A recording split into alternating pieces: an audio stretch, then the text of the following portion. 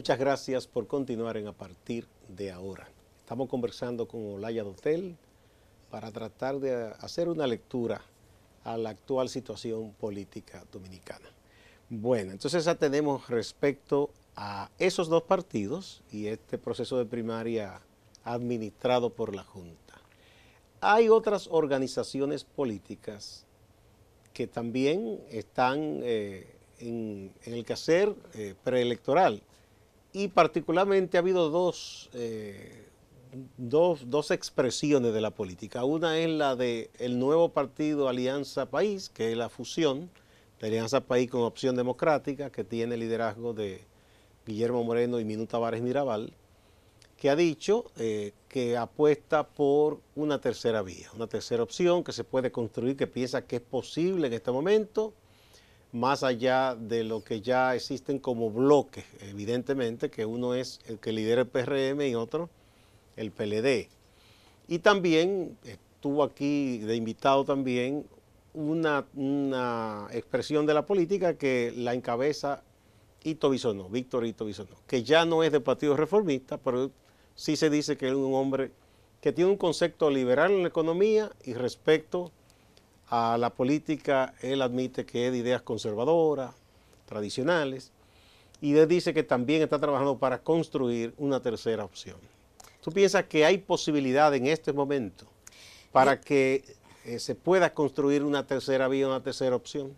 Yo creo que hubo un momento en que efectivamente estaba el espacio para construir esa tercera opción. ¿Cuándo fue eso? Eso fue, bueno, hace unos meses antes de que los partidos políticos, el resto de los partidos políticos de oposición comenzaran a negociar directamente con el Partido Revolucionario Moderno.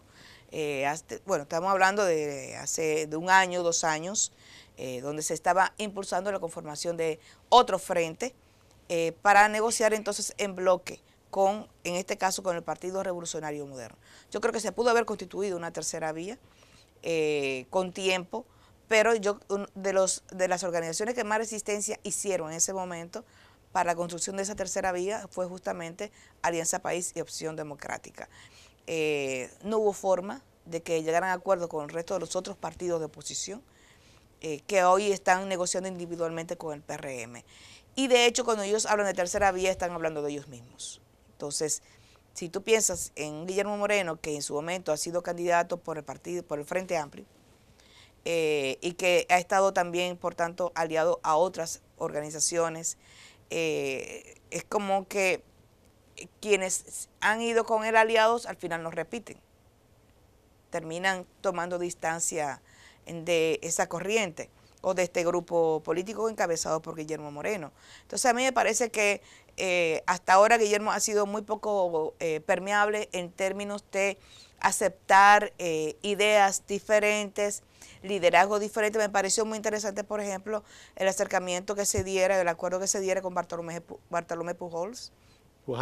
Pujals sí que aspira a ser síndico por el Distrito Nacional. Sí, del movimiento El País que Queremos. Exacto. Entonces, me pareció muy interesante ese acuerdo porque eso habla de crecimiento, pero hasta ahora me parece que hubo posibilidad de que ese sector fuese hoy muchísimo más robusto y por tanto pudiera ir a este próximo proceso electoral en otra situación.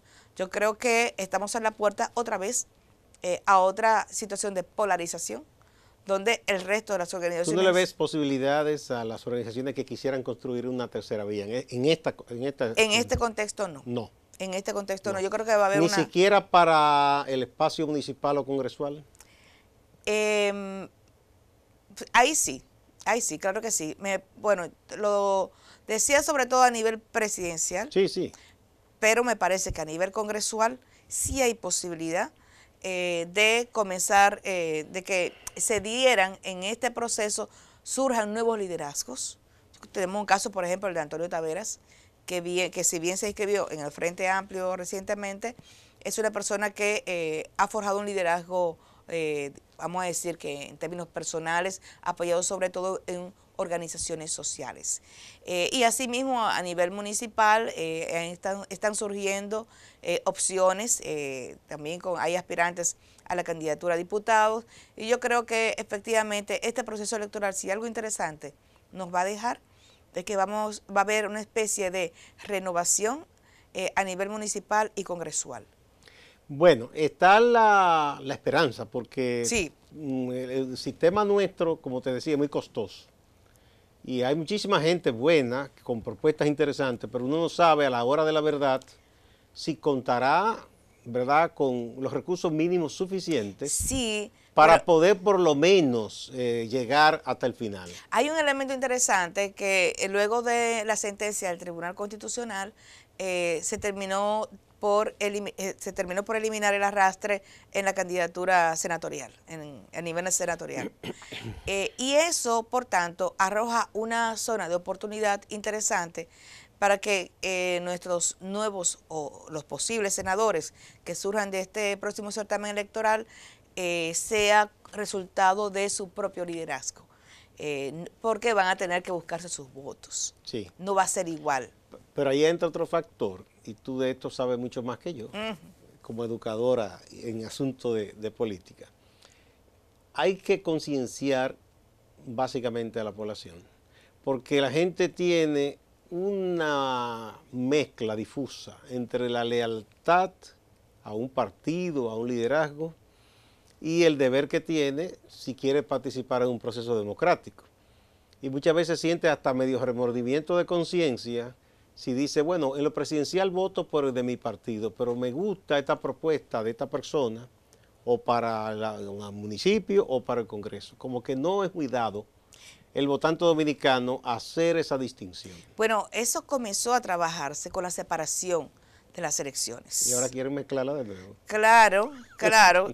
Y por tanto imponer nuevamente el arrastre que históricamente se había estado dando, que se había eliminado a partir de la reforma de la Constitución del año 94, separando las elecciones congresuales y presidenciales.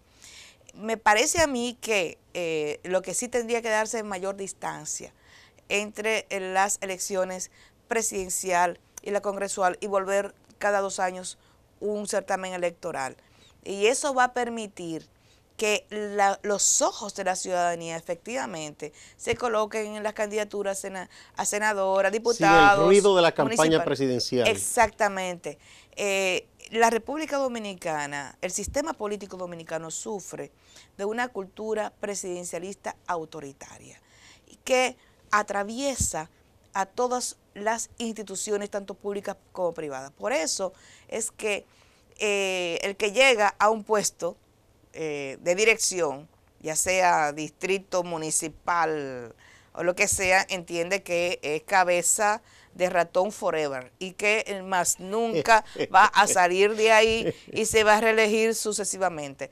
Yo creo que también en una próxima reforma a la Constitución también tendría que preverse el tema de la reelección en los puestos municipales y congresuales. Hay que ponerle un límite.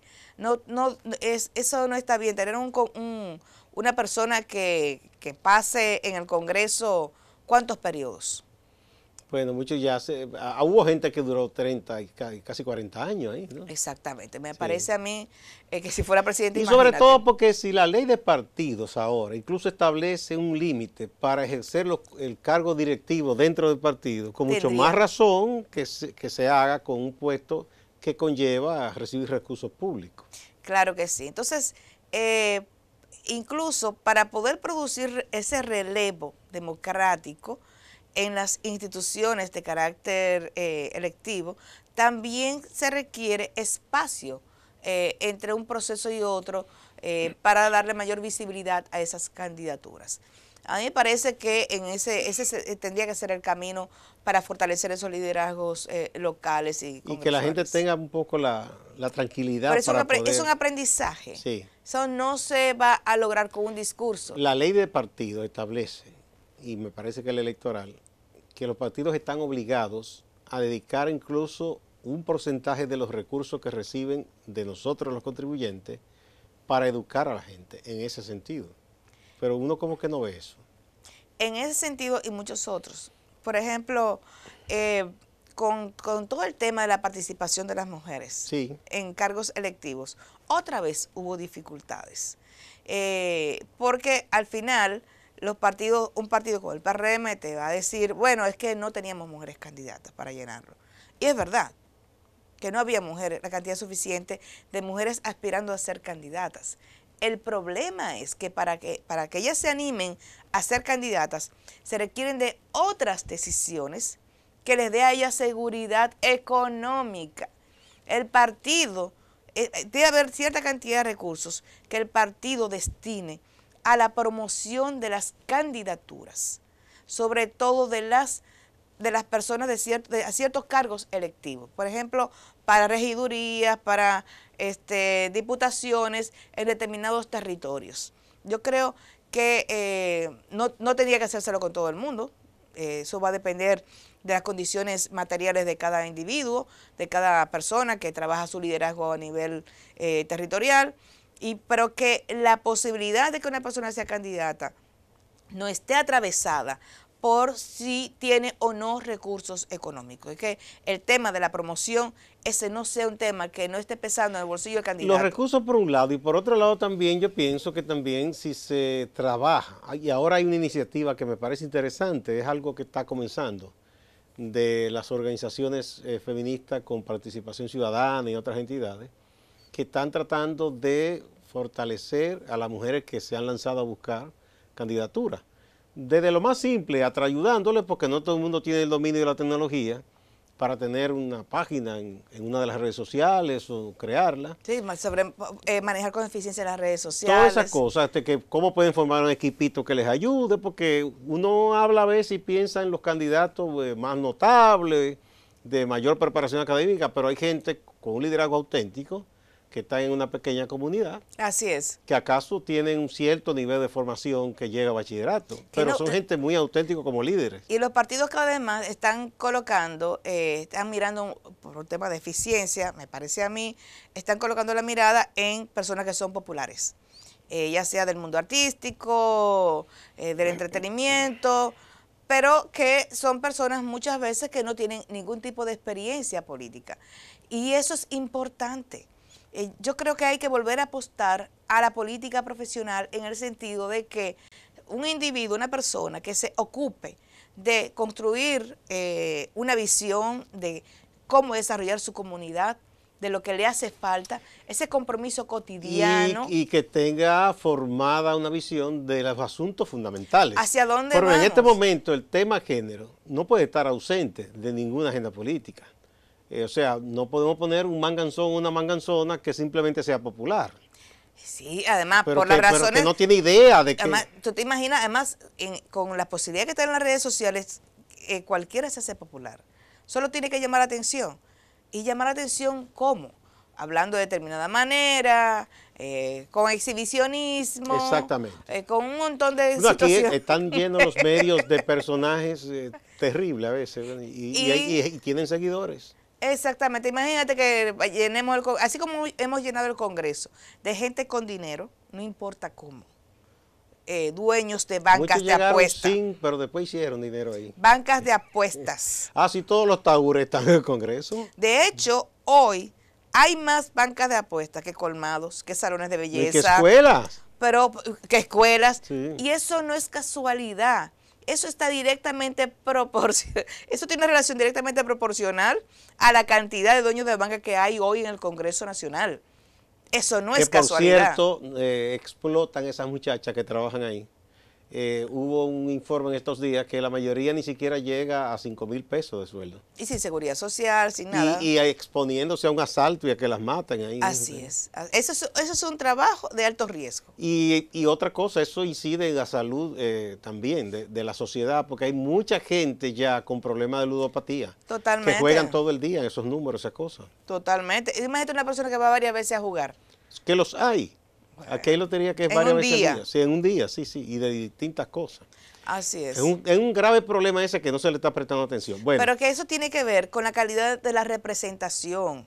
Si ¿A quién se representa en una sociedad dominicana? Bueno, para yo saber a quién se representa, yo tengo que ver primero cómo está conformado el espacio de representación, quiénes están ahí.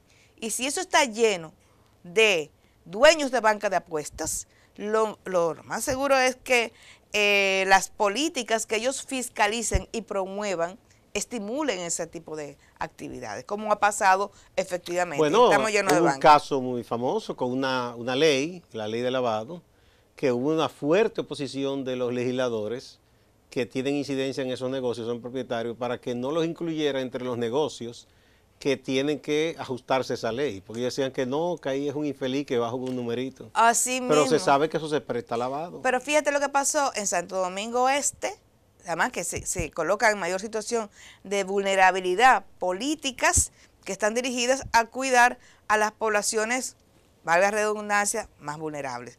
Por ejemplo, en el caso de la esposa de un famoso dueño de banca que fue ultimado y que fue también síndico, esta señora que no sabe nada de niñez, la ponen a dirigir una institución que tiene que trabajar con niños y niñas. Y educación. Y educación. Entonces, ¿Ella es profesional de pedagogía? Ella de nada. No. De nada. No, yo te pregunto, yo no sé. De nada. Hasta donde yo sé, esa dama ha sido una señora que estaba casada con una persona con mucho dinero a partir de los juegos de azar, con un papá que es narcotraficante, fue narcotraficante, y una hermana que está vinculada a otro narcotraficante. ¿Verdad? Eso es lo que tenemos en este momento. Un caso terrible. Dirigiendo las estancias infantiles, sin saber nada de eso. Bueno, entonces, por eso te decía, derivamos en todo esto hablando de la De la calidad de la representación. De la representación, y que los partidos tienen una responsabilidad de educar políticamente Así es. a sus dirigentes y a sus votantes, incluso para que tengan conciencia de esas cosas. Porque se dice, no, que no hay mujeres candidatas, pero es por eso que estamos hablando. Si no se forma a las mujeres que militan y se le dan esas facilidades para que puedan aspirar. Tienen que darse las dos cosas, la formación efectivamente y a la vez que se coloquen en sus manos recursos para poder hacer campaña. Bien, todo esto también fue que hablábamos de esa posibilidad de una tercera vía, que dijimos que tú entiendes que no es posible en estos momentos. Yo creo que el momento político para hacer esa tercera vía tendrá que posponerse a pasar a las elecciones del año 2020. Entonces tú ves una polarización básicamente. En este momento, yo creo que después de 2020 es una posibilidad muy interesante que dependiendo de los resultados de este proceso electoral, muy bien puede tomar forma una tercera vía, pero pensada no como a partir de una organización política, sino de una gran coalición de organizaciones políticas. Yo sí creo que inmediatamente, incluso inmediatamente pasar a las elecciones. Nosotros en este país lograr reales concertaciones, porque comienza todo el mundo a sacar la cabeza y entonces... Ay, ese presidencialismo autoritario no es solamente de quien dirige el gobierno. De hecho, a eso iba. Se critica a los partidos tradicionales grandes, pero los chiquitos tampoco no son nada democráticos, porque la mayoría ahora mismo no quiso hacer una primaria. No. Ni siquiera cerrada ni nada. No, los únicos partidos que van a hacer primarias son el Partido Revolucionario Moderno y el Partido de la Liberación Dominicana. Los demás buscan unas vías que son menos democráticas. Sí, tienen derecho a ellas, claro está, es parte de la ley, pero también es cierto que lo están tomando o están decidiendo, se está yendo por el lado más fácil, definitivamente. Sí, porque reunido un grupo de personas delegadas con, vamos a levantar la mano, con la presencia del líder, que nadie quiere, viéndole la cara, decirle que no, que ya hay problemas. Entonces, efectivamente, me parece que la alianza entre Opción Democrática y Alianza País, esa experiencia me parece interesante y que me parece que es una semilla que bien abonada para después del año 2020 pudiera dar resultados que nos pudieran sorprender en caso de que sean capaces de atraer y aliarse a otras fuerzas políticas y no intentar desde el inicio ser ellos los que, en torno a ellos, los que se dé esa tercera fuerza. Sí, porque se supone que quien tiene más posibilidades, ¿verdad?, Claro. es que debe encabezar una alianza. Y fíjate que esto es un comportamiento que fue resultado de la ley de partidos. Y no solamente pasó con Opción Democrática y Alianza País, también pasó con el Frente Amplio y el Movimiento Rebelde, que también se fundieron. Entonces, yo creo que si algo interesante tuvo esa ley de partidos es que presionó a las organizaciones políticas por un mayor nivel de institucionalización y ante sus propias debilidades decidieron entonces aliarse a otras organizaciones. Pero es como triste, como la cañona. Pero Sí. vamos a una pausa. Cuando retornemos vamos a ver posibles escenarios dependiendo de quién gane en estos partidos.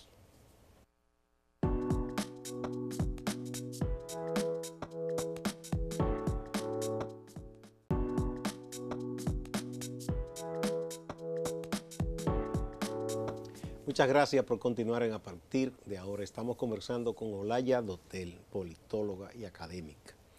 Bueno, bien, supongamos que en el PLD ganara Leonel. ¿Cómo tú ves la posibilidad de Leonel Fernández? Bueno, a mí me parece que sea quien sea que gane dentro del Partido de la Liberación Dominicana, los escenarios no dan segunda vuelta para estas próximas elecciones generales. Nos dan segunda vuelta. O sea, tú vuelta. vislumbras segunda vuelta. ¿Por Sí, qué tú piensas? porque las encuestas hasta ahora, porque es el único método que tenemos para Sí. medir, y no tanto predecir, sino ver el comportamiento de las variables, nos están indicando, primero, que el Partido de la Liberación Dominicana como partido bajó en términos de aceptación.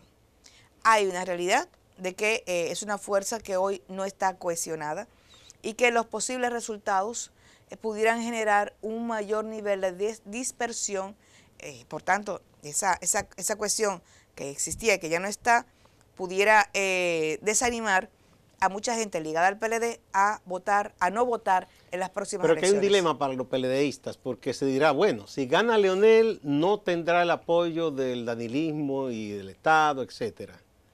Y todos esos diputados y senadores que han dicho Bueno, que tú no sabes. ahí hay otro escenario que no hemos visto. Exactamente. Y si gana Gonzalo, la gente de Leonel estaría disgustada. Pero tú piensas que ellos llevarían ese encono al extremo de mejor preferir que el partido salga del poder.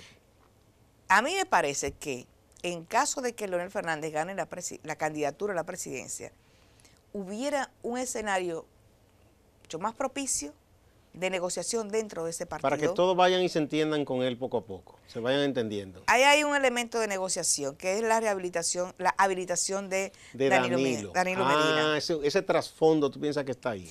Yo creo que para Leonel eso es un instrumento de negociación. Una carta. Es una carta que, habiendo él conseguido la candidatura, pudiera negociar el apoyo del Estado en función del apoyo de a su propia candidatura. A esa reforma para habilitar a Danilo para el 24. Exactamente, yo creo que hay una posibilidad de negociación.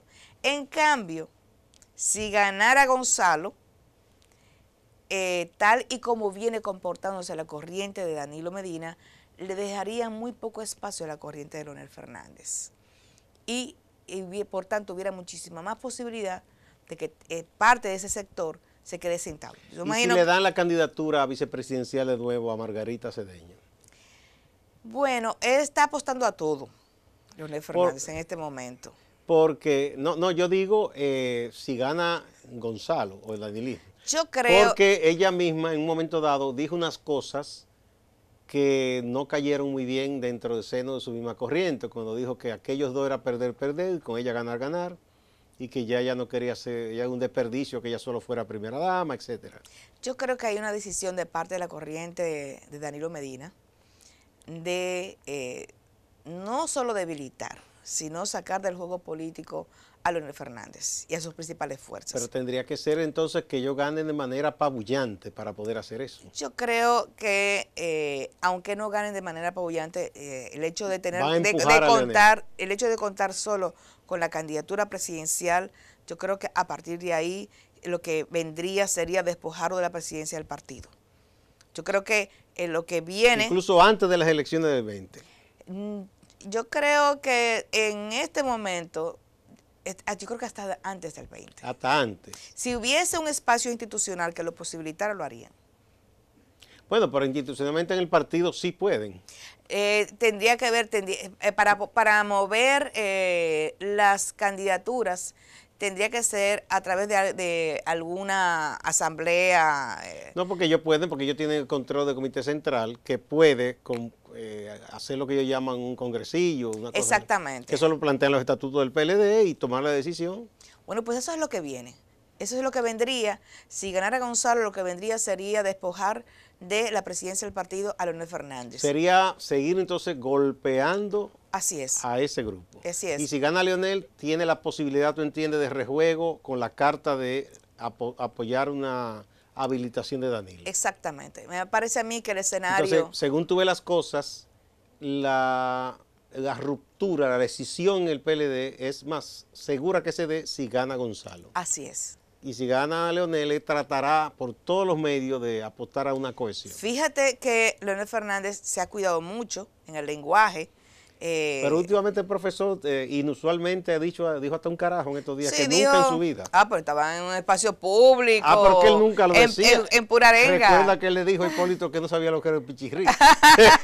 Ya dijo que están cogidos, pero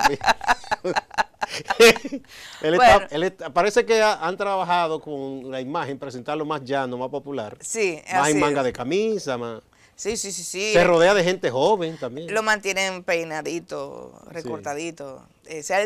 La imagen de él está bastante más trabajada. Sí. Pero me parece que efectivamente hay una mayor actitud de negociación porque efectivamente Leonel Fernández también sabe que no ganaría las elecciones sin el apoyo de la corriente de Danilo Medina y del Estado Dominicano.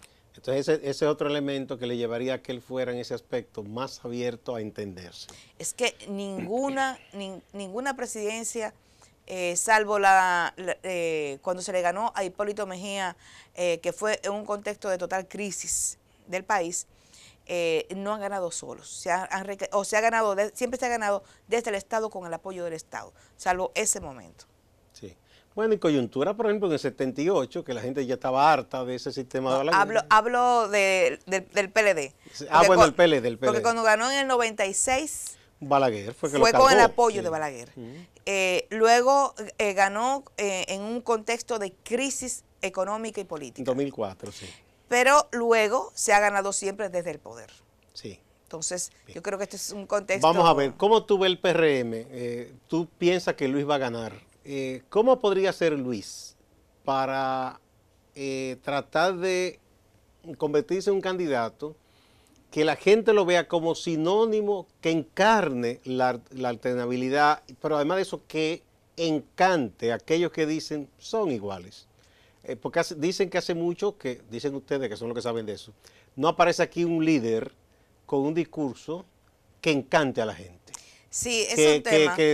Que la gente diga, sí, qué bueno, es como que lleve de verdad ese mensaje esperanzador, con la sola presencia. También es esa aspiración a esos liderazgos carismáticos, como tú dices, encantadores.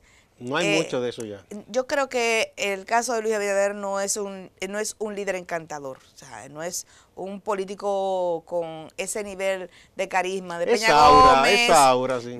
Del propio Hipólito, que por más que sea, es una persona que tiene esa forma popular que es de él. Sí, pero también esos liderazgos carismáticos también son autoritarios. Sí, casi todo. Son autoritarios y yo creo que más bien, si bien es cierto que siempre va a ser un elemento adicional y me parece que una fortaleza en términos de atracción de votos, el contar con cierto carisma, yo creo que en términos de democracia a nosotros nos conviene hoy tener gente más llana, en términos... Bueno, eso dicen algunos, que estamos en la época de los liderazgos empáticos, más que carismáticos. Me parece que sí. Yo creo que el gran reto que tiene Luis Abinader, más que ser carismático, es ser empático y dar cuenta de que él tiene una propuesta para las mujeres, para los sectores tradicionalmente excluidos y para cambiar este modelo de economía, que me parece su fuerte, este modelo económico altamente concentrador de la riqueza, pero un modelo económico con mayor capacidad de distribución. Yo creo que hay cosas que todo el mundo sabe que hay que hacer y que no se han hecho, y que las prometió en su momento Danilo Medina, las prometió en su momento Leonel Fernández, y que están en la agenda, que yo sé que están en la agenda de la corriente de Luis Abinader.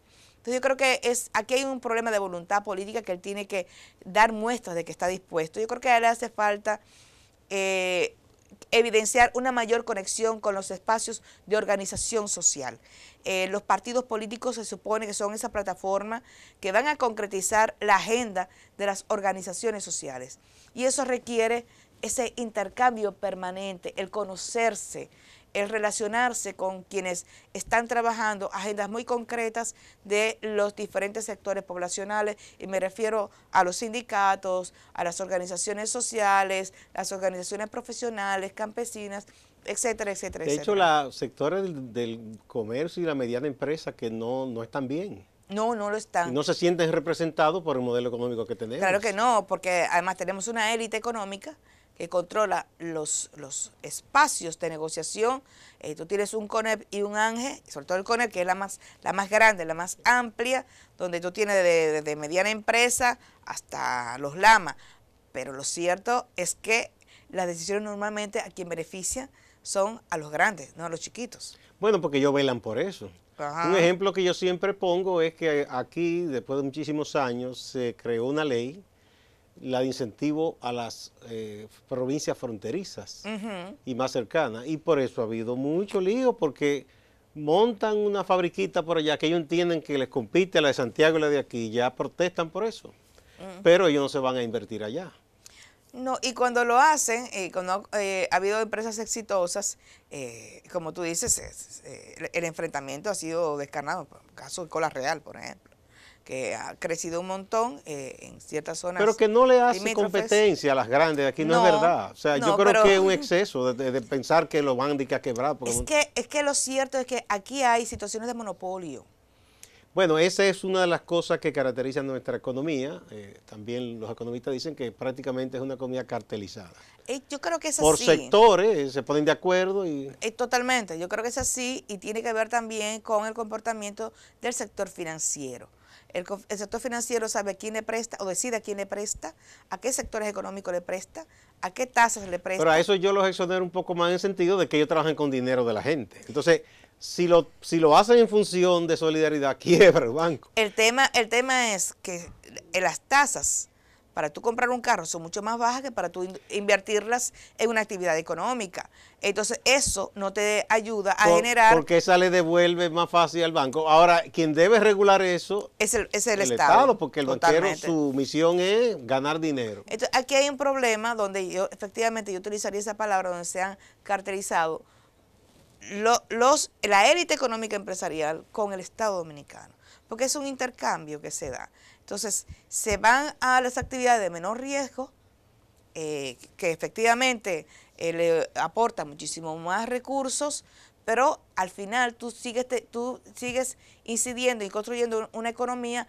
altamente concentradora, y que no genera empleos de calidad formales. Pero eso es. Si tú ves las actividades que más crecieron en los primeros meses de este año o del año pasado, siempre va a estar el sector financiero.